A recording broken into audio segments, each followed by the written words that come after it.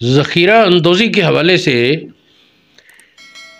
کسی صاحب نے سوال کیا کہ کیا ذخیرہ اندوزی طعام سے خاص ہے جو ممنوع ہے، اور پٹرول وغیرہ کی ذخیرہ اندوزی جائز ہے؟ اسی طرح ایک سوال یہ تھا کہ 40 دن تک ذخیرہ اندوزی طعام کی بھی جائز ہے، یہ سوال تھا۔ تو دونوں باتوں کے متعلق تحقیق بتاتے ہیں۔ یاد رہے کہ بعض حدیثوں میں جو ذکر ہے 40 دن کا، تو اس کا مقصد یہ ہے کہ عادتاً ممکن ہے کہ 40 دن تک اگر رکھا جائے ذخیرہ روک کر تو اس سے لوگوں کو تکلیف پہنچے، قلت واقع ہو اناج میں، تو وہ اس مطمع نظر سے ہے، کیونکہ مقاصد کا اعتبار ہوتا ہے نا۔ تو ذخیرہ اندوزی میں مقصد کیا ہے؟ لوگوں کو اذیت سے بچانا۔ وہ طعام والی حدیث، اس کے بارے میں عرض یہ کرتا ہوں کہ بہت سے علماء نے اس کے تحت صرف یہ طعام ہی مراد لیا، لیکن موجودہ حالات میں میرا فتویٰ امام ابو یوسف کے قول پر ہے۔ آپ فرماتے ہیں کہ جس چیز کی ذخیرہ اندوزی عامۃ الناس کے لیے نقصان دہ ہو، وہ کھانے پینے کی ہے یا نہیں، وہ ممنوع ذخیرہ اندوزی ہے، کیونکہ مقصد تو انسان کو ضرر سے بچانا تھا نا۔ اب یہ پٹرول ایسی بلا دیکھیں، کہنے کو تو یہ نہ کھایا جاتا ہے نہ پیا جاتا ہے انسان کے کام، نہ ہی جانور کھاتے پیتے ہیں پٹرول، لیکن اس کا اتنا زیادہ ابتلا ہے کہ اس کی ایک چیز کی وجہ سے ہر چیز، کھانے پینے، آٹا، ادویات، عام ضرورت کی چیزیں، ہر چیز کا ریٹ بڑھ جاتا ہے پٹرول کے بڑھنے سے۔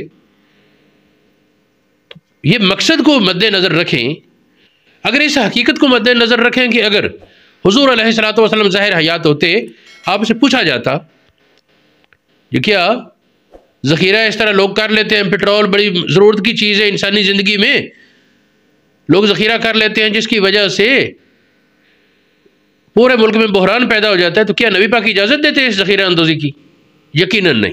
جس حد تک موجودہ دور میں یہ ابتلا پہنچ چکا ہے، کوئی تصور بھی نہیں کر سکتا کہ نبی پاک علیہ السلام اپنی امت کو اتنی اذیت میں مبتلا کرنا گوارا کرتے۔ وہ تو عزیز علیہ ما عنتم کی شان والے ہیں، امت کا مشقت میں پڑنا آپ کو گوارا نہیں ہوتا۔ اللہ کریم ہمارے حکمرانوں کو اور ذمہ داران کو ہوش کے ناخن لینے کی توفیق دے، اور اسی طرح یہ جو لوگ ذخیرہ اندوزی کر کے بناوٹی مہنگائی کر لیتے ہیں یا بناوٹی قلت پیدا کر کے بیٹھ جاتے ہیں، اللہ کریم ان کو ہدایت عطا فرمائے۔ یہ بہت ناجائز کام ہے۔ یہ حدیث پیش کرتا ہوں، ابن عمر رضی اللہ تعالیٰ عنہما، حضرت ابو ہریرہ، حضرت ابو امامہ اور کئی اور صحابہ سے، حضرت انس سے، حضرت معاذ سے اور کئی اور صحابہ سے اس مسئلے میں حدیث منقول ہے۔ حدیث پوری سنیں۔ من احتکر طعاما 40 لیلۃ قد برئ من اللہ و برئ اللہ منہ، جو طعام کی ذخیرہ اندوزی کرے 40 راتیں، اللہ اس سے بری اور وہ اللہ سے بری۔ اتنی پڑھ کر چپ کر جاتے ہیں لوگ، آگے بھی سنیں۔ ایما اہل عرصۃ فی امرؤ جائع فقد برئت منہ، کسی حویلی میں رہنے والے لوگوں میں ایک آدمی فاقے سے ہو، فرمایا کہ ان سے تعلق ختم۔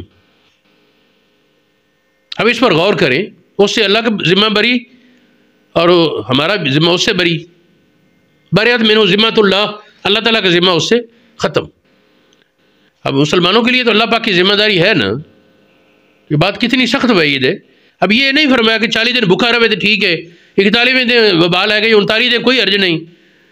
میرا خیال 39 دن بھوکا رہے گا کون؟ قبر میں پہنچ جائے گا۔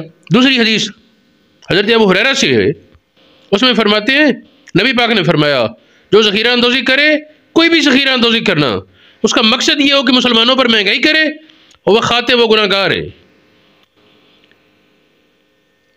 تو یہ مختلف حضرات سے یہ حدیث بیان ہے، تو امید ہے کہ جو میرا مقصد ہے وہ سمجھ آیا۔